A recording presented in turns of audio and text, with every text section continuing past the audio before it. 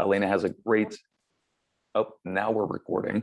Elena has a great background in working in grassroots and legislative levels to enact policy changes, and comes to us to deliver some great information on a recent survey. So Elena, I'll pass it over to you. Thanks, Matt and Sharon. It's awesome to be here with so many of you.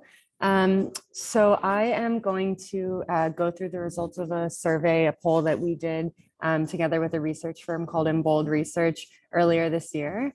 I think there are some really exciting numbers in there. Okay, Matt, yeah, you're going to be my slides person. Thank you. You can go to the next one. So I'm just going to jump right in because I know there's a lot of exciting topics that everyone's going to learn more about today. So I'll just spend probably like 10 minutes going over this and then have questions at the end. So some top lines for you all. The questions that we asked folks were about attitudes about climate change, clean energy, environmental justice, and then we did some sort of message testing about solar in particular. So first of all, I should say we're very confident that this was a random and representative sample of Pennsylvanians. This firm is very professional and the results looked good. So one of the top lines is that a majority of Pennsylvanians are concerned about climate change. So that was, great to see. I think that's a great statistic to point to. Like many things, this had a sort of stark partisan divide. So almost everyone who voted for Biden in 2020 is concerned about climate change, and just 16% of people who voted for former President Trump in 2020 were concerned about climate change. And we have the partisan divide for all of the questions in the survey.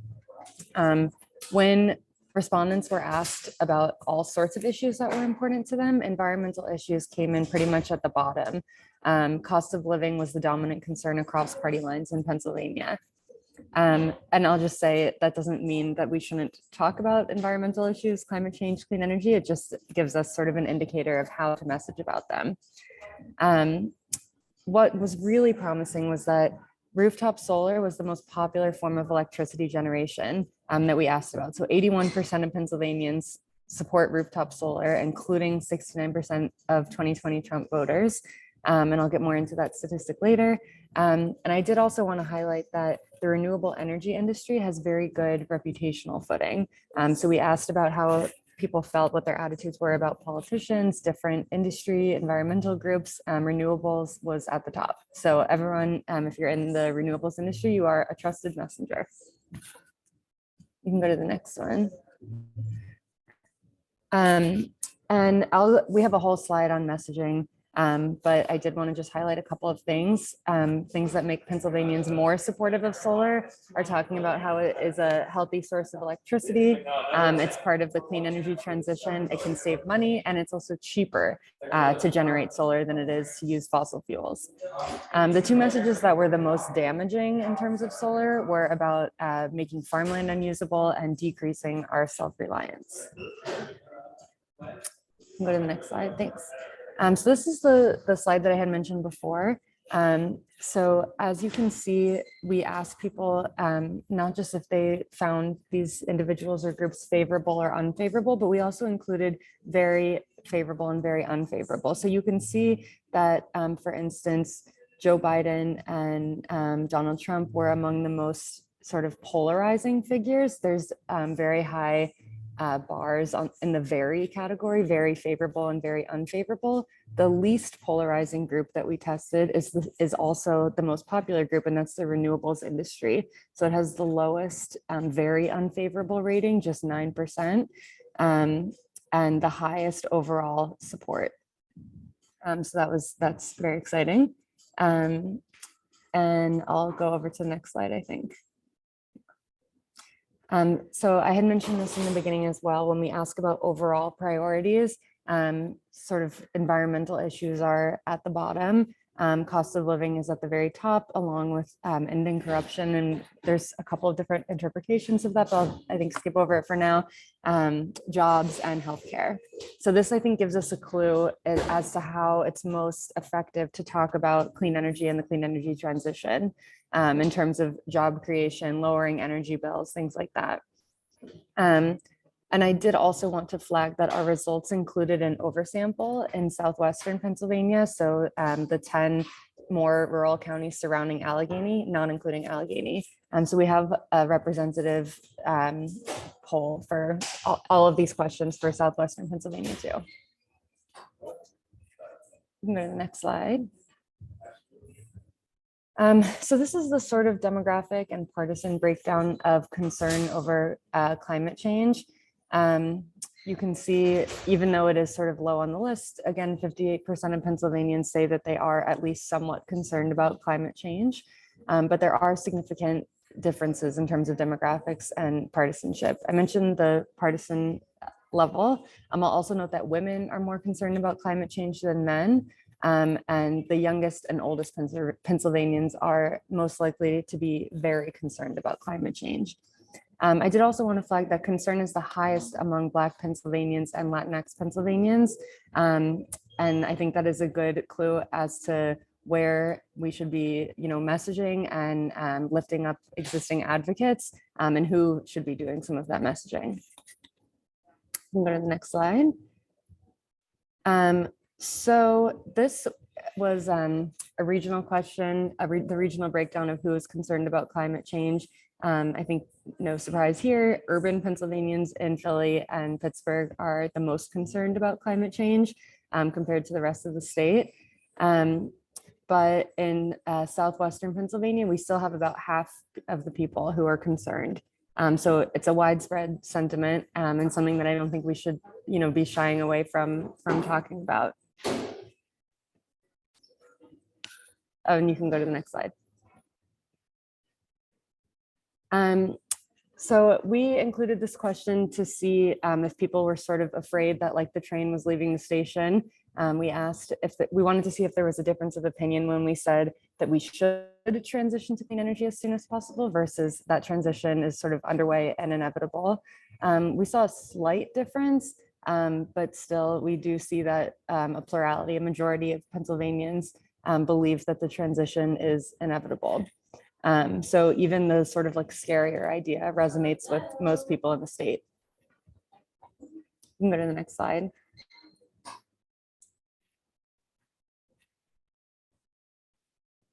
Matt, can you go to the next one?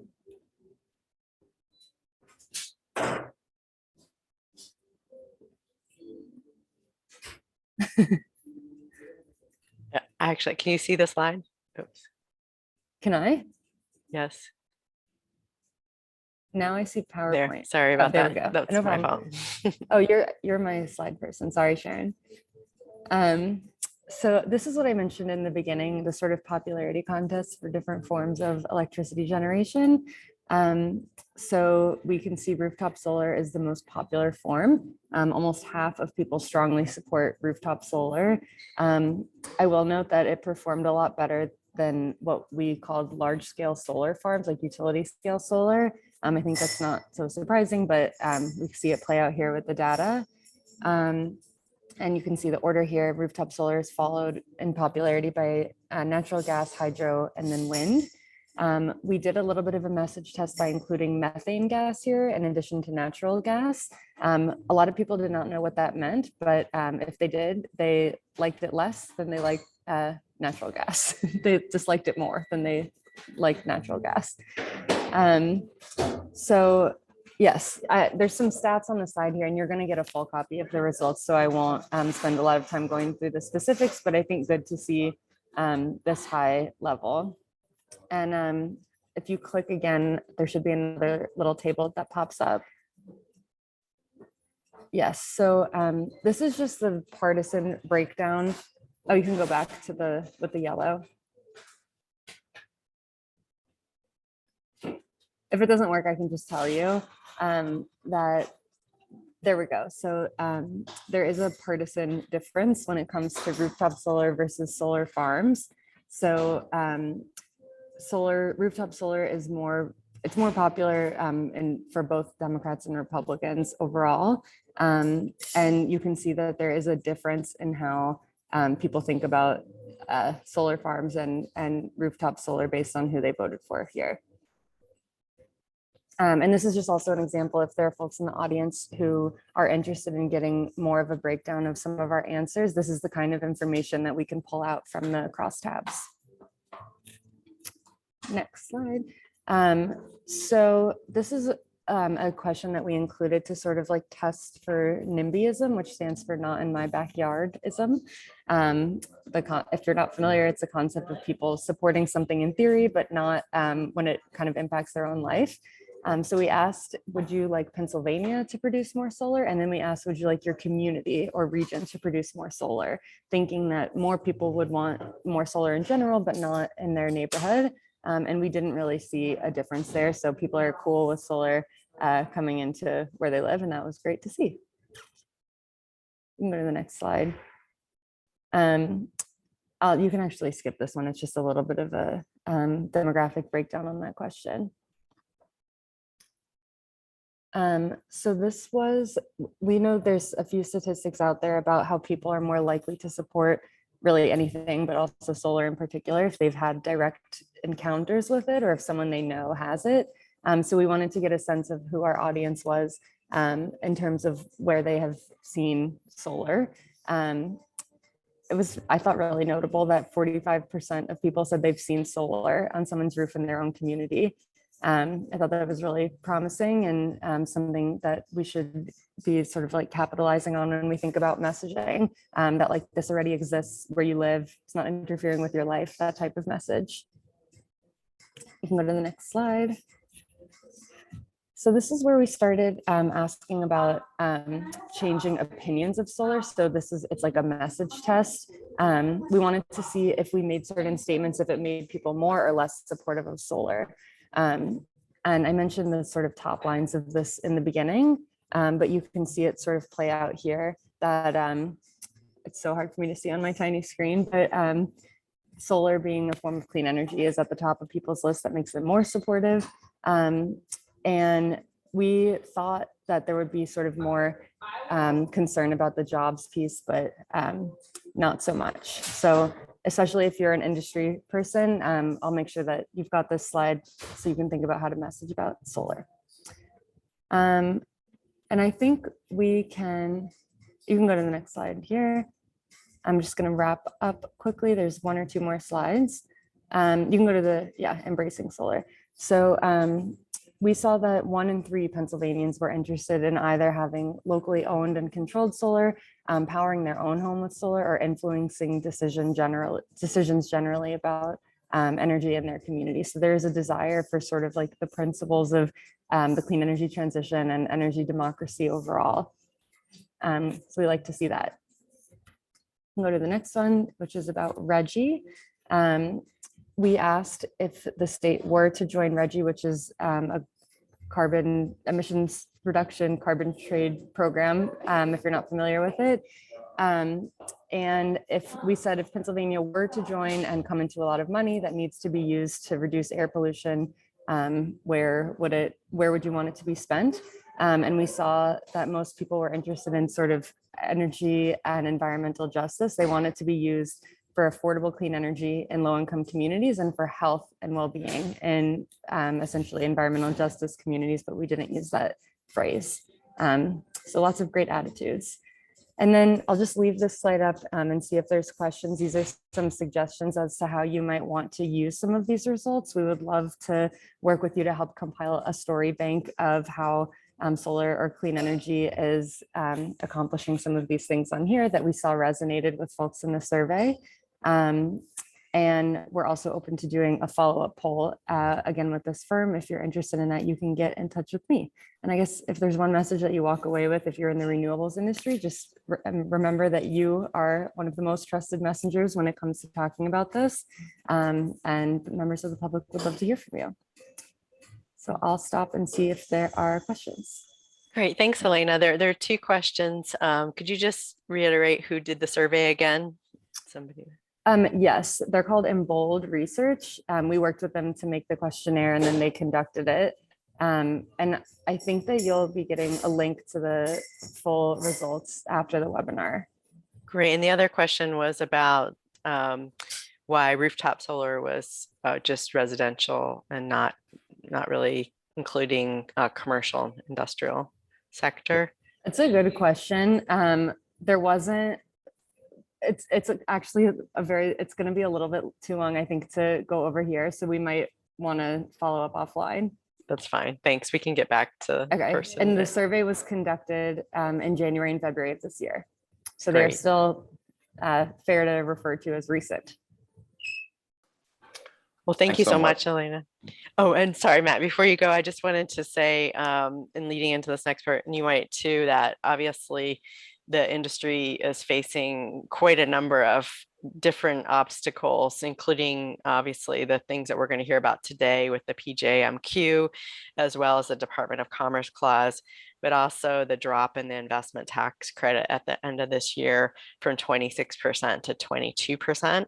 And then on the state level, our alternative energy portfolio standard is in dire need of updating. So this is a really crucial time to be interacting with your decision makers and legislators. So go ahead, Matt. Thanks. No, absolutely important things to keep in mind.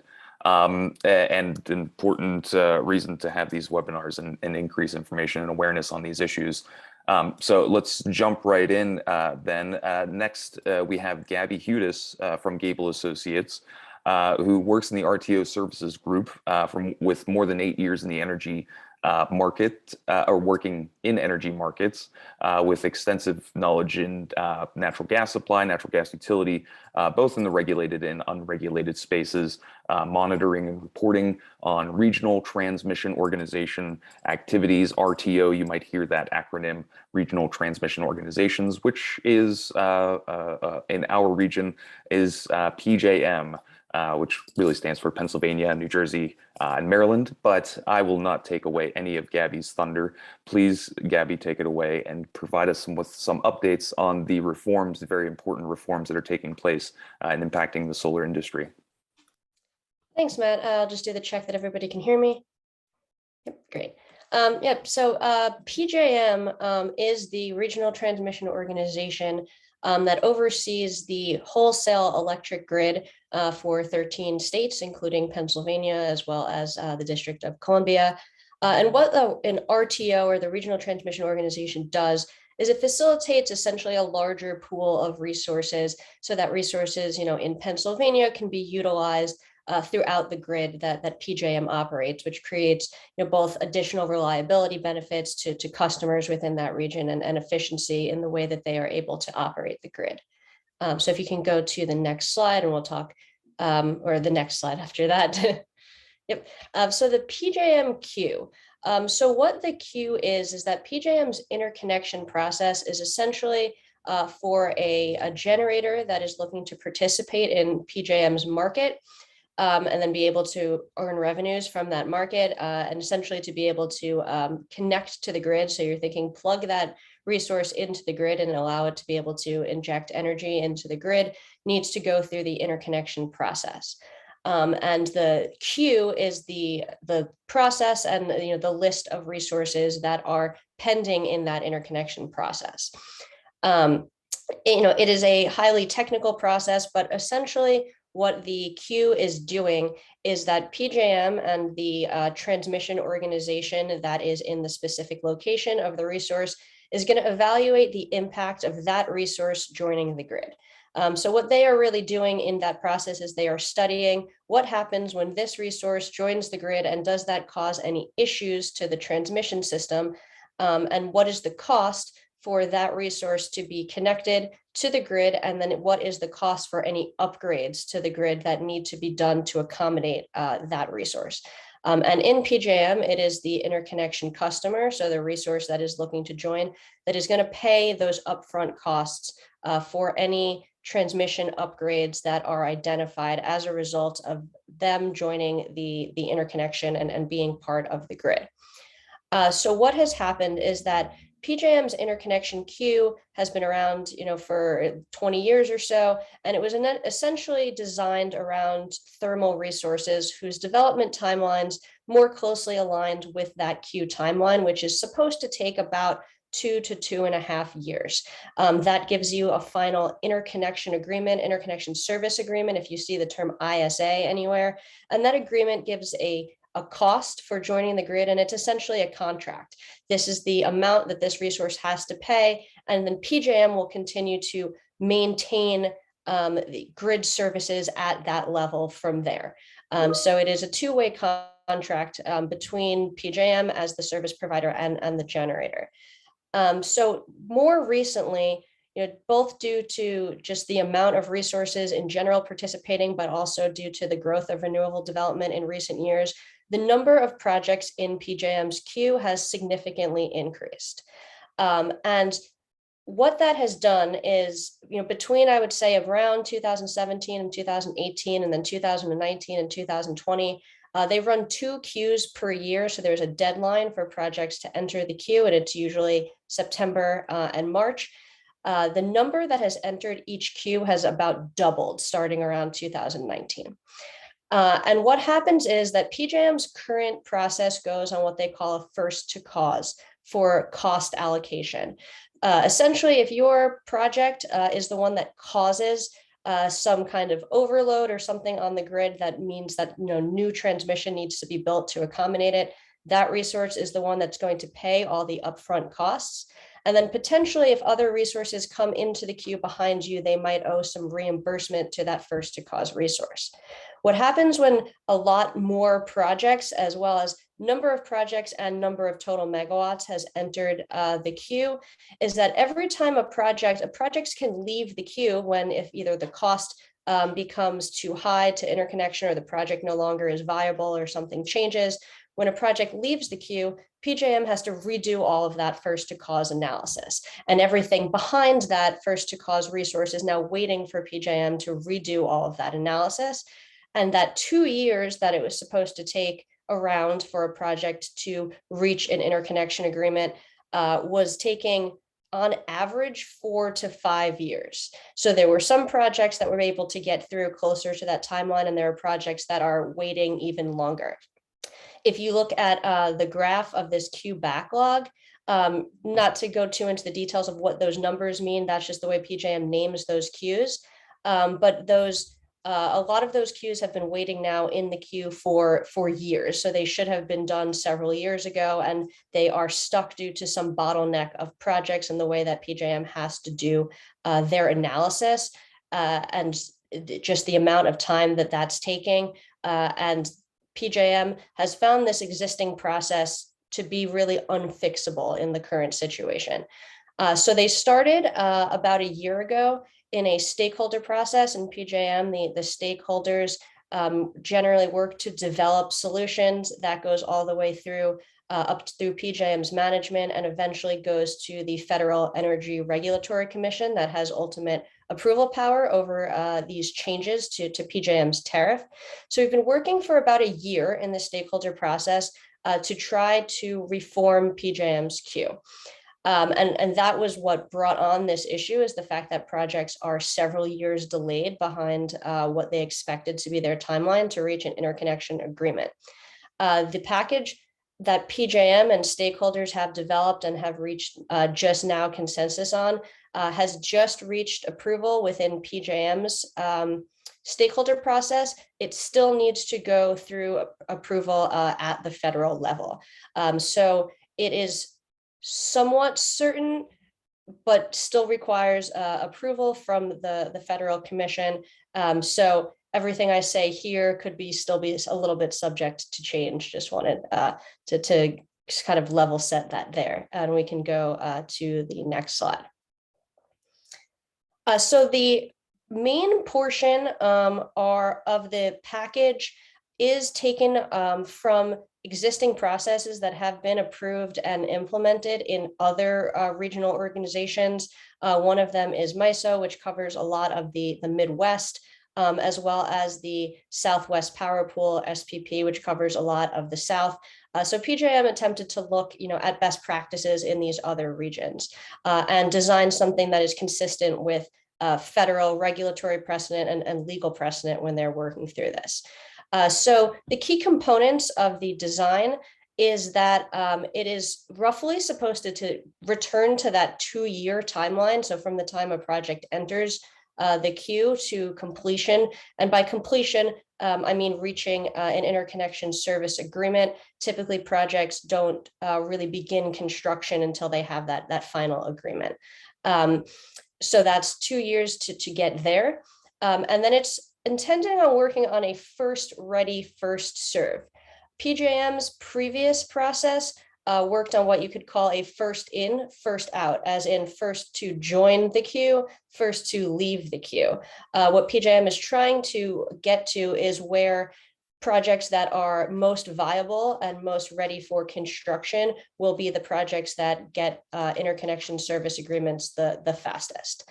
An important piece, without going too deep into cost allocation, is that, as I had tried to walk through how that first to cause cost allocation worked, they're going to be moving to a cluster-based cost allocation.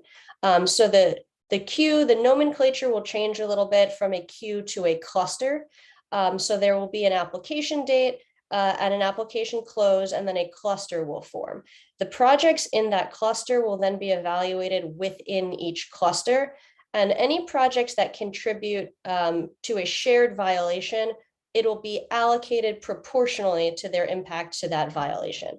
So that does a couple of things. It removes that need for PJM to have to go back and redo that first to cause analysis. Essentially, they'll know what the total impact is, and if projects leave the queue, they just need to redo, it's, they know the size of the pie, and they just need to redo that allocation of the pie. And it also puts, it means that the cost will be kind of islanded within each cluster. As the current process, you could have a first to cause in one queue, and you could have other contributed projects in other queues. And that's what contributes to that significant delay, as projects are waiting for projects in other queues to be completed before PJM can work through their studies. So that framework should alleviate a lot of the administrative burden on PJM. PJM is also simplifying the interconnection application process. So if you are someone who has been through that process, and there are several different application types right now, there will only be one. They will allow off-ramps for generators at various decision points. And the important thing to note there is that, especially for small projects, for distributed projects that are also looking to be grid connected, for projects that are PJM is able to determine early in the process do not have any network contribution, they will be able to get their agreements earlier. And by small, PJM usually means under 10 megawatts, but especially when you're talking about solar projects, if you have projects that are closer in that 1 to 2, under 5 megawatt size, those projects, if there's going to be 3 study phases, and you'll see it on the next slide. If PJM knows very early that that's not going to have any cost allocation, they will be able to off-ramp that project earlier and shorten that timeline to get an agreement there. Also, for projects that require any state or local jurisdictional agreements, PJM's intention is for those projects to get those agreements first before entering PJM's queue. And the intention here is to streamline the process both for PJM and for customers, and to create more certainty in the queue. The biggest issue with the queue right now is projects don't know how long it's going to take for them to get in or out of the queue. They say 2 months on average, and it could take 6 years. So it makes it very hard, especially with the supply chain issues today, to know when you are going to need materials and be getting ready for construction phase, and the varying cost allocation issues. The cost allocations can move significantly throughout the process under the current process. And this new process is intended to have more certainty in those interconnection costs much earlier in the process. We can move to the next slide, please. So this is just an overview, again, of the timeline of what it's going to look like. It's supposed to take, again, about 2 years to complete. And there's going to be 3 study phases. And those little boxes down on the bottom show that if at the point of those phases, PJM is able to make the determination that the next study is not needed, then that project would be able to move to the interconnection agreement phase earlier. The expectation is that the timeline should stay around this it's not guaranteed that it'll be the exact timeline, but the expectation is that comparative to today's process, where those study phases can vary very significantly, that it should be more consistent in the future. We can go to the next slide. Not to get too into details here, but just one of the big highlights is that PJM is using upfront costs as a way to incentivize the most viable projects. So comparative to today's process, upfront deposit costs, so they charge basically an administrative fee for the work that needs to be done for those studies, will be higher than they are today, as well as what they're calling readiness deposits, which is a proportion of that those network upgrade costs that is determined, if they are determined for that project, will also be required. What PJM is looking to do here is sometimes there are projects that, in attempt to avoid being a first to cause project, instead of submitting a 10 megawatt project, will submit 2 5 megawatt projects. PJM is trying to get rid of that incentive to have multiple projects moving throughout the queue to incentivize the most ready projects from an efficiency perspective and a financial perspective. Another thing to note is that PJM is increasing the amount of site control that's needed. Site control is saying that the developer of a project has the exclusive right to be the developer and operator of a project on that land. So it is something to note because it will require cooperation from landowners, and from local municipalities if those things are required to demonstrate that a project has any land ownership lease easements that are needed to move through that project, because PJM will require 100% of the generation site and any attachment facilities to the grid to have 100% site control, and if any of those details are missing, the project won't be able to move forward in the queue. We can go to the next slide. So another big detail here is the transition. PJM has several, let me see, I don't want to say several thousand, probably about 1,500 projects that are stuck in the backlog today. And these are projects that have been in the queue for several years that they need to get out of the queue before they can implement this new project, this new process. So to get to the place where PJM is able to have that consistent 2-year timeline, it's expected to take several years. If they were trying to clear, and clear means get to interconnection service agreement, the projects that exist today in the queue, it would probably take them about 5 to 7 years is their estimate. If they were to work through their existing process with no transition changes, that is the timeline that it would expect to take. So PJM has proposed a transition mechanism trying to accelerate that process to get those projects that are currently backlogged out and reach those agreements so that they can start the new process and implement it fully. So projects, again, the A, D, A, E, those nomenclatures are just the way that PJM names the queue.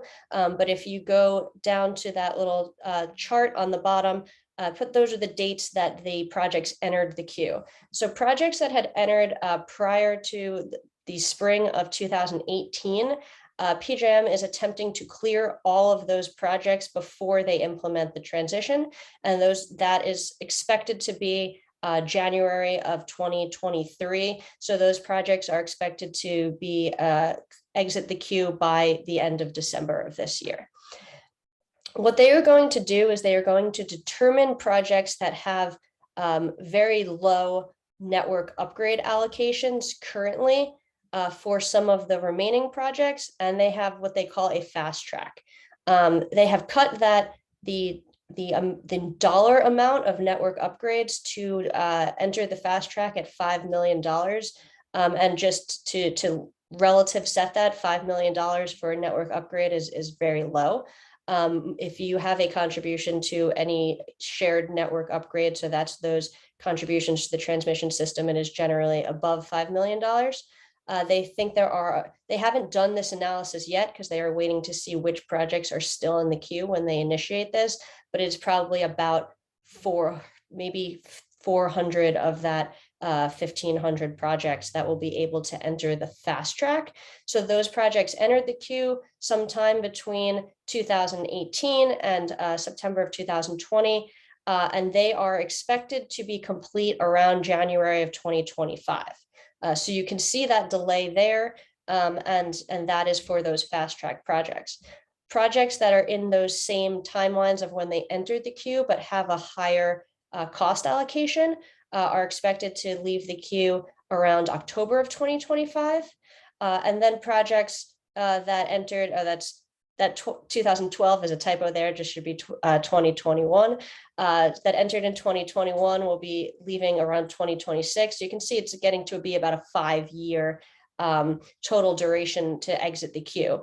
And then any projects that have entered March of 2022, as well as if they entered today, the PJM queue is still open today. If you were looking to enter the queue, you can submit an application today. The current queue is open until September 10th. But while you are able to submit that application, you wouldn't expect to see an interconnection service agreement under this timeline until January of 2028. So that is a significant delay. It is essentially because any projects entering today are going to be in the first new fully implemented new process cycle. And that will take PJM getting through all of these old projects for them to get there. So if you want to go to the next slide. These are just the number of projects, renewable projects in Pennsylvania that are currently in the queue. And again, you can see when those projects entered the queue and when they are expected to leave the queue. So and those numbers are megawatts. Those are total megawatts by project type in the queue.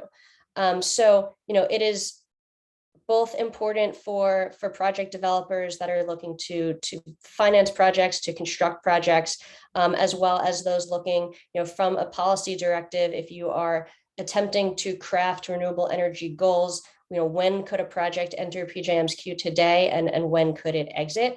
We're looking at a several-year delay until we can get to the point where we now have a more efficient process where a project could enter and exit around that 2-year timeframe. So, getting there requires PJM to get through this transition. So, it is difficult for projects that are currently in the queue or attempting to enter the queue today or in the next year or so. It's also important to mention that when PJM, we don't have a definite implementation date. We are expecting January of 2023, but that still does require final approval from the Federal Energy Regulatory Commission.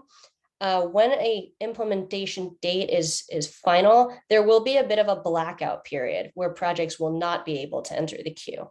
And that is expected to run for about a year until sometime in the probably Q3 or Q4 of 2023. And even then, when projects can enter the queue, there'll be a very long application window of probably about another year. So there'll be about a year of blackout and then a year where you can submit an application, but that application is not going to be reviewed for at least another year. Right now, they are expecting that first cycle to begin sometime around early 2026. So that, that is the significant delay there, that any projects either entering today or that are going to be looking to enter in the next 2 years or so might have to wait for that blackout to be over and then wait for that long review period to be over until PJM even starts that process. So, when you're looking at renewable energy goals 5 to 10 years out, that is a significant impact on the ability to bring those projects into service and being able to participate in the market.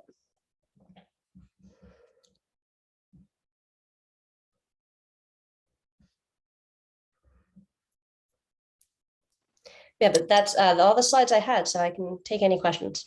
Thanks so much. That was very helpful and very informative, and great background as well. And thank you for focusing on Pennsylvania. This slide right here is really, really interesting. There are a few questions that that did come up and a few that were, I guess, answered, but one that's, oh, Sharon, did you already move it out? Oh, there was one asking about if net meter projects were impacted or if this was just basically utility scale. Is that the one that you were looking Right. at? That. Yeah. Okay. Well, one on site control. Would clearing trees, a little bit of preparatory site control for that 100% site control that you mentioned, would clearing trees, grubbing stumps for a proposed site early in the process help with site control qualifications or permitting in general? From PJM's perspective, they're not looking at it that closely. What they're looking at is land agreements, so that the developer either owns, leases, or has an exclusive option to that site, as well as any permits or easements that are necessary. But they're not looking at as closely as that, as like things like, is the land cleared? They're just going to be looking from a legal perspective at those documents. Yeah. And you mentioned clusters. This is just a question I had. Do you anticipate being able to identify those clusters, or having developers be able to, or others identify where those clusters exist? So cluster is the term that is going to replace queue in the new process. So today they run 2 queues per year. They are going to run periodic clusters. Now the timeline of the clusters, each one will depend on the progress of the previous one. So that's what they're using the term cluster to be. But I think the question is asking for probably beneficial siting for transmission. So ways to look at sites that are likely not to have network cost allocations are usually looking at deactivating projects or repowering sites that have already had space on the transmission system and being able to utilize that space, as well as there are engineering firms that do power flow analysis that are able to help you find beneficial spots on the transmission grid to try to avoid hitting those those transmission overflows that cause those high dollar amounts of network upgrades to join the transmission system. Got it. Thank Gabby, you. there's a question asking if PJM has filed the proposal with FERC yet. So PJM has not. The package went through its final versions of voting within the stakeholder process just this past week. Their timeline is that they are looking to get the filing to FERC by June 1st. This filing would have an obligation for the commission to respond. So the commission would be expected to respond within 60 days. So we would be expecting to see a response from the commission by early August on that timeline. Great. And I think we should move on. I know there are a few more questions, and Gabby, hopefully we can have some of those answered offline. Yeah. But I want to keep the agenda moving and move on to our final speaker. So thank you so much, Gabby. Very much appreciate your contributions and your expertise. Next, we have John Smirnow, General Counsel and Vice President of Market Strategy for Solar Energy Industries Association, or SEIA. John spent about more than 10 years in the solar industry, including working as the Vice President of Trade and Competitiveness, Chairman of the U.S. Department of Commerce Renewable Energy and Energy Efficiency Advisory Committee, member of the Office of the U.S. Trade Representative Trade and Environment Policy Advisory Committee. Without inflating your ego too much, John, I will pass on to you to take it away and provide us with more updates on the issues taking place with the anti-circumvention tariffs and the impacts of the Department of Commerce's investigation. So, John, I'll leave it to you. Great, thanks, Matt. Thanks, Sharon, as well as. And thank you for your members for putting this together.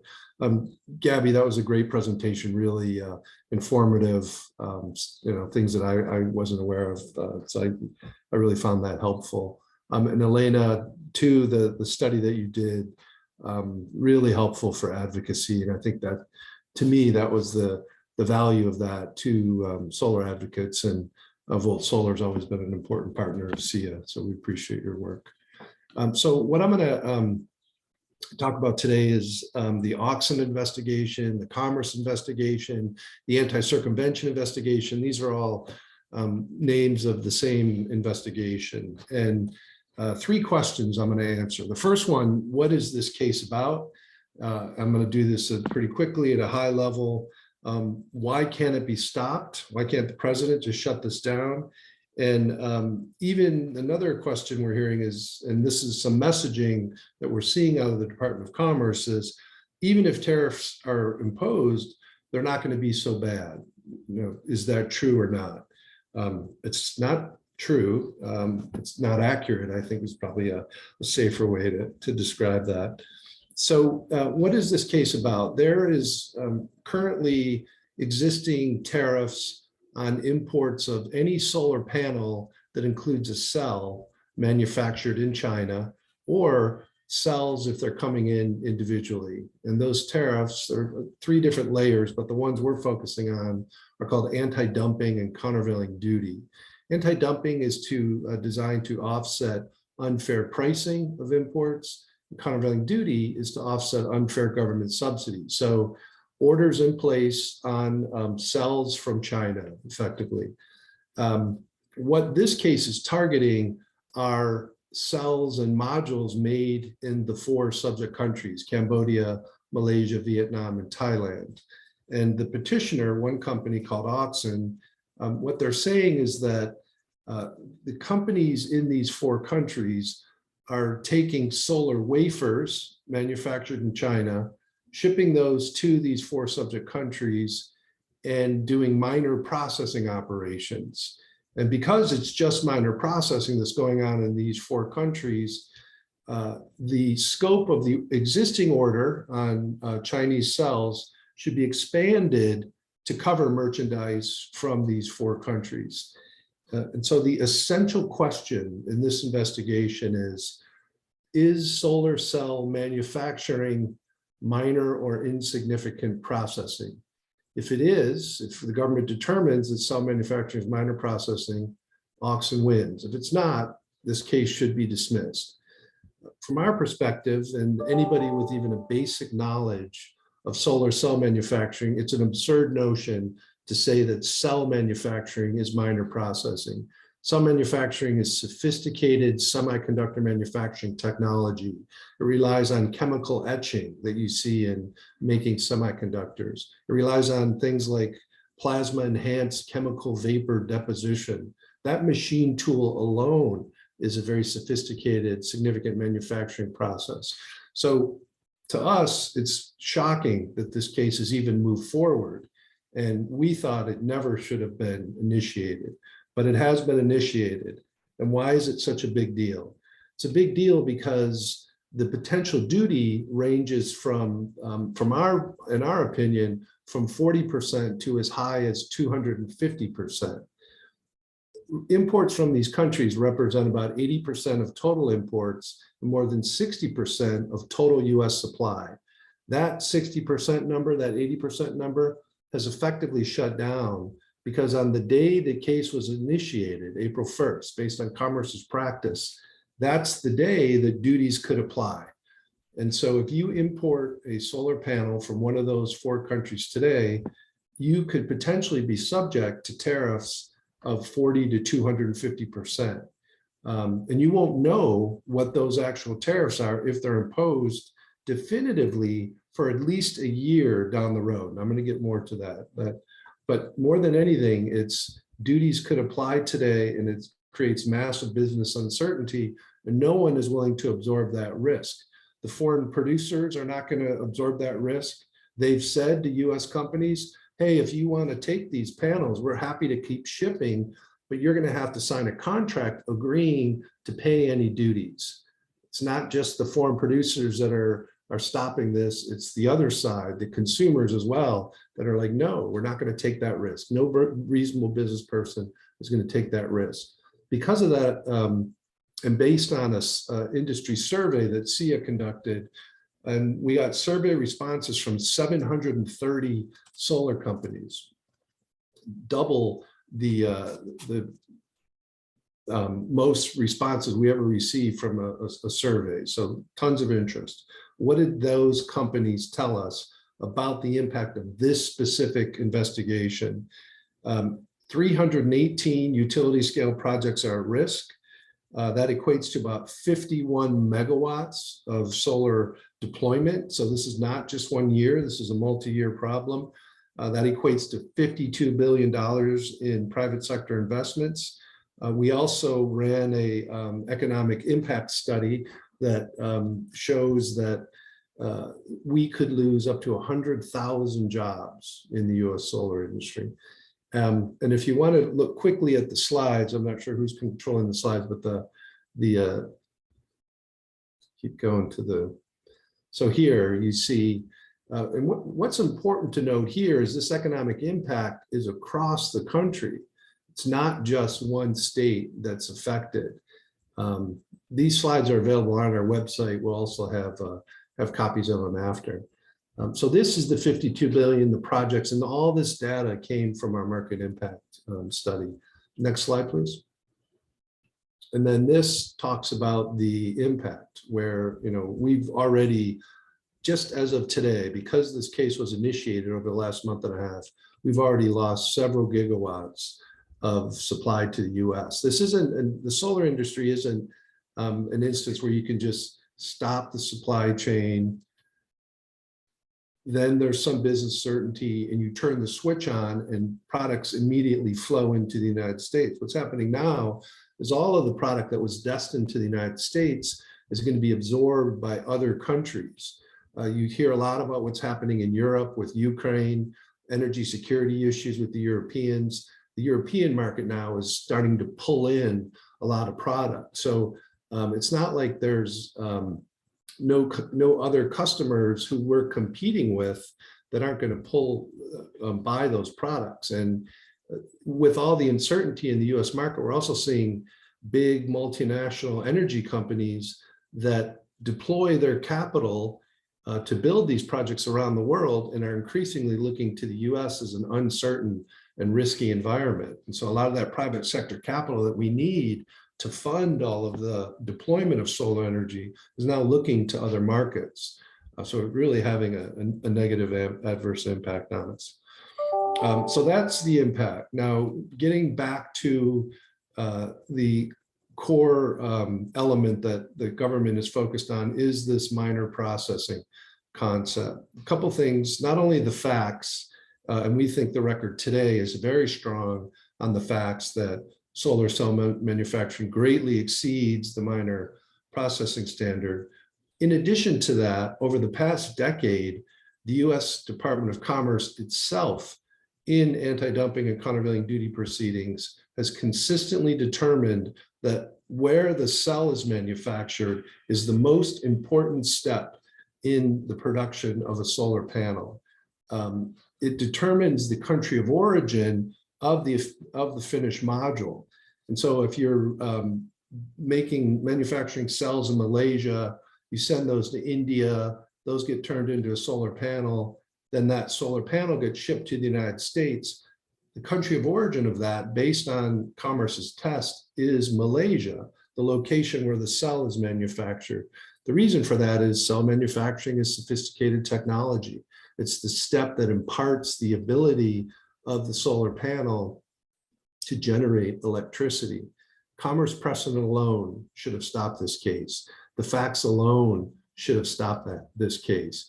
In addition, the petitioner, Oxen, has said not only 3 or 4 months ago before the US International Trade Commission and the Office of the US Trade Representative, that solar panel manufacturing, effectively, they said, was sophisticated manufacturing operations.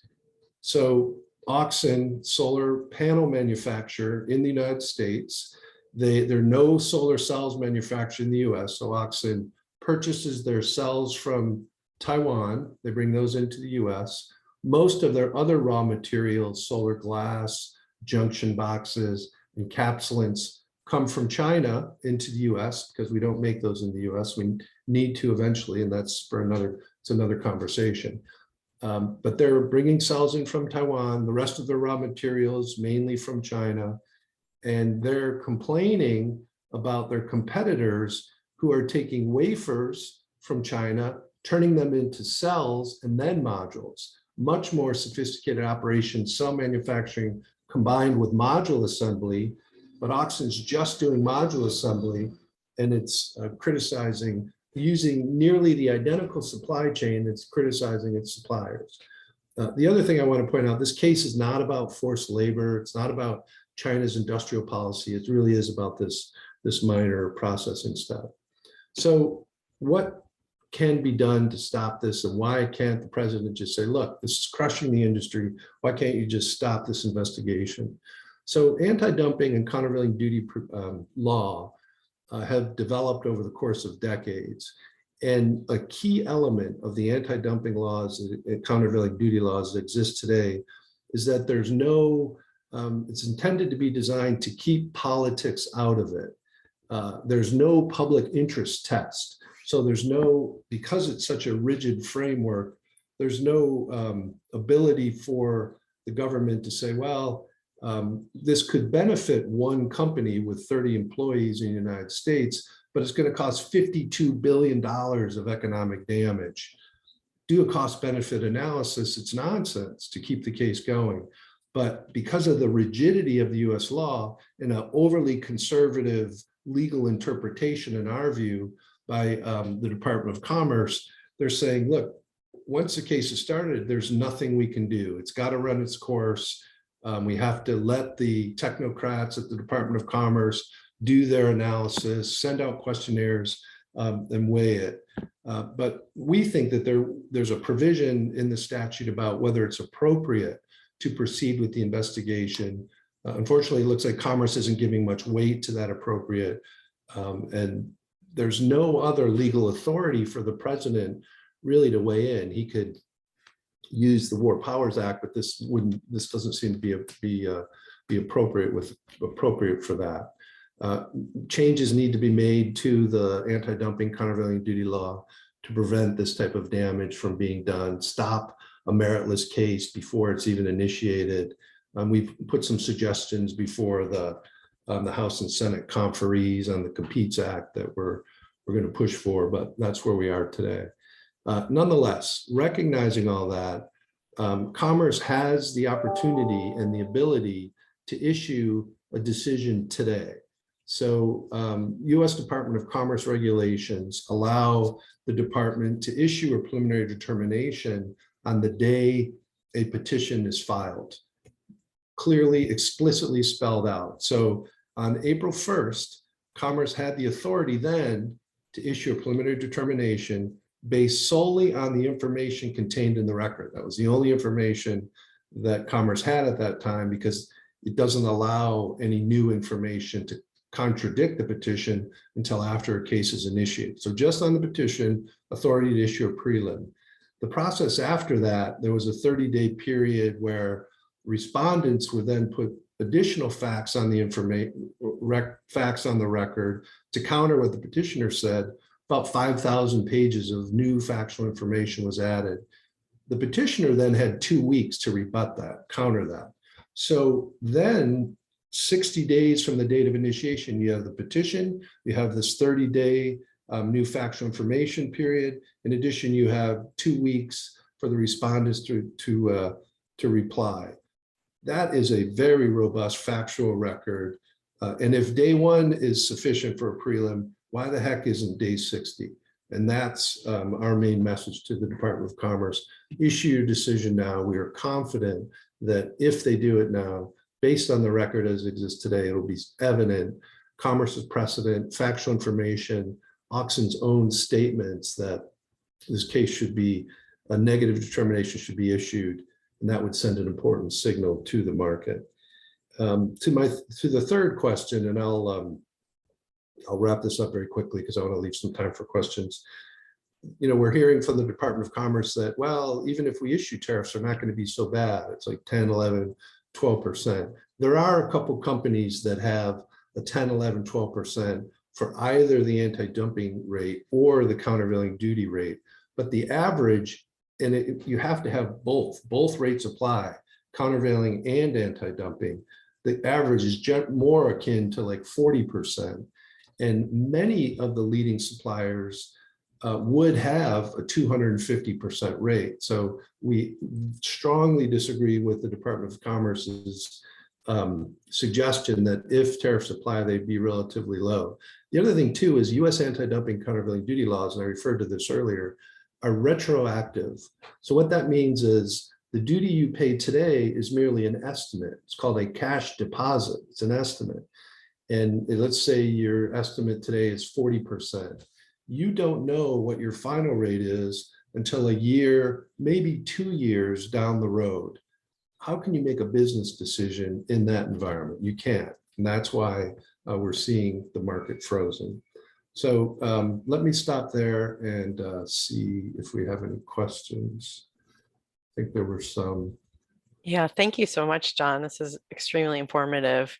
One of the questions, and I'll just kind of massage it a little bit, is that why the tariffs or duties would be imposed onto the end user as well, or who would be paying those? Yeah, so it's and why isn't it not just the manufacturers? Yeah, so it in most instances it is the manufacturer. The reason for that is that technically it's the importer of record. There's a form called a CF 7501, Customs Form 7501, that you file with Customs at the time of entry. And on that document, you have to indicate who the importer of record is, who is the company that's affecting the import transaction. In most instances, I would say my guess would be about 80% of total imports. The importer of record is also the foreign producer. This has to do historically, when these cases first came out in 2012, a lot of end users were themselves the importer of record. And we counseled companies to not be an importer of record and take on that liability that, we really thought the manufacturers are the ones who really were supplying the products. In most instances should be the importer of record, and the industry has migrated to that. So most often, manufacturer will be the importer of record and will pay the tariffs. But at the end of the day, if they're paying the tariff, importing a good, those costs get passed on to the consumer. I think I've heard, not here, but other people ask, well, does that mean that a homeowner is going to get hit with a fee or something that's already bought solar? But I don't think what it means, most immediately, it means that utility scale projects, literally billions of dollars of projects where pricing has already been set in, will be upset, and that'll lead to cancellations or delays. For consumers, the homeowners, we're just starting to see the impact. So in most instances, the homeowner community relies on panels supplied through distribution networks. So there's some inventory built up. We're starting to see all that inventory get scooped up, and prices now starting to increase quite significantly.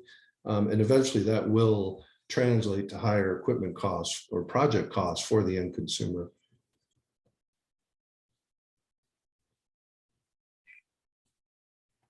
And Matt, too, if you see questions, please feel to.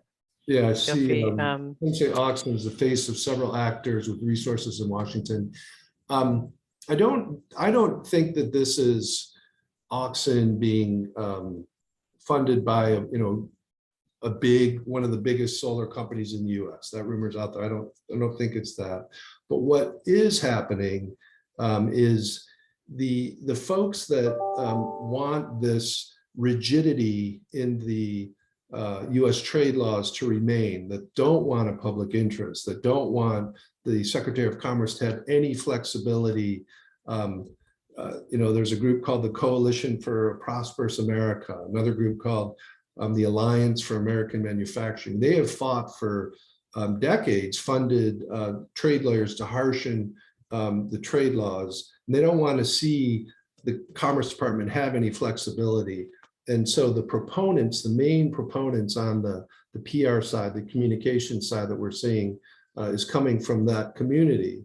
The people who have used anti-dumping, countervailing duty laws very robustly over the years, and they feel like they've gotten some wins. And what we're advocating for is, economic impact should be a factor.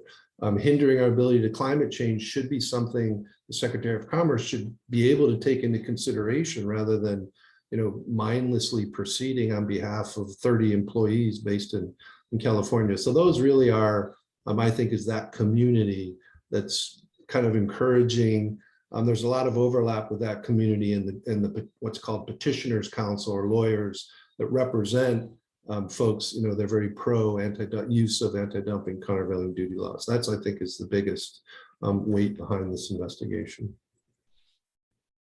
And what would you encourage people on this call to do?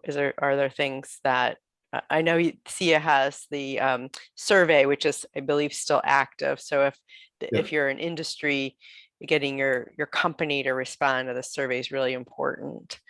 Are there other things that people can do? I mean, I know it's difficult talking to the legislators. We've seen there's been a group of governors and members of Congress and senators. We had 19 governors, we had 22 senators. We just organized a letter, 85 members of Congress. We've seen some labor unions. There definitely are labor unions who are on the other side of this, but some labor unions want to see a better path forward here.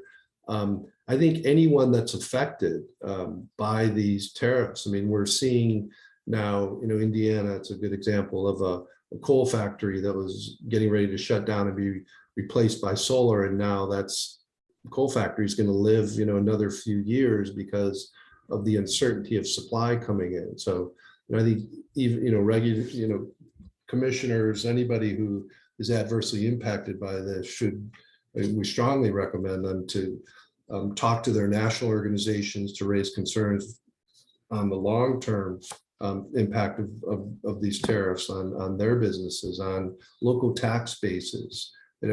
Especially in rural communities, a big utility scale project can provide a lot of money to a rural community, and even by delaying a project a year, that's lost cash to those local communities.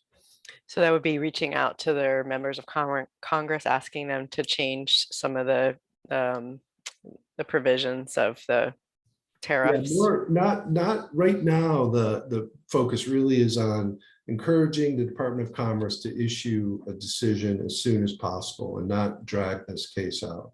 We are not asking members of Congress to weigh in on the merits. We're just saying, look, Secretary of Commerce has absolute bright line authority to issue a preliminary determination on day one. The record now is, we're getting close to day 60. They really need to issue a decision now. We're confident that decision will be the right one, which is a negative determination. So that's what we're asking people to do, is to encourage Commerce to issue a decision right away.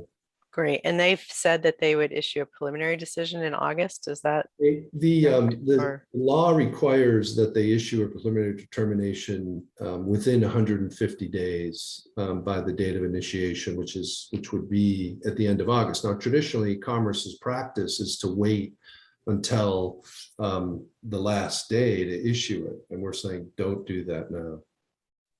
Great. And hopefully at that point, then they will. This might be over, or it could continue, I suppose. I mean, the case has to proceed to a final determination, but by issuing a strong negative preliminary determination, linking it to Commerce's precedent that they've already decided this issue, that would send a hugely important signal to the market, and we think that would dramatically lower the risk of importation. Great, thanks. And Matt, did you have any other or see any other questions? Well, there were a few good comments on how on a letter, a way to contact elected officials on this topic and make our voices be known and recognized. So we at the Solar Center have put together drafted a letter for businesses as well as our state elected officials to reinforce this message and reinforce what John is referring to, expediting a preliminary decision so that we can infuse more certainty into the market. So if those on the call that are interested, we'll be circulating a letter following this webinar, or feel free to reach out in the meantime. Matt, I just want to make one last point. There was a question about, isn't requiring US manufacturing equipment the solution here. Building a strong domestic manufacturing base actually is the solution. We are dangerously reliant on imports, as this case reveals. We always want to be part of a global supply chain, but the investments that Congress announced as part of Build Back Better, the energy tax package reconciliation, if those investments were made, and they should be, that's the answer, we would see a renaissance in solar manufacturing, and in 3 to 5 years, a lot of these problems would go away. But to your point, it's going to take a few years to get those manufacturing plants up and running. And in the meantime, there's a lot of solar being canceled or put on hold. Exactly. Yep. Well, thank you, John. That was extremely informative. And also to Elena and Gabby, we really appreciate you sharing your expertise with us today, and for all of those who joined us. And we'll be following up, as Matt said, with you afterwards with the recording of today's webinar, the slides, the speaker bios, again, you should have received, and other information for taking action. So thank you, and I hope you have a wonderful weekend. Take care. Take care.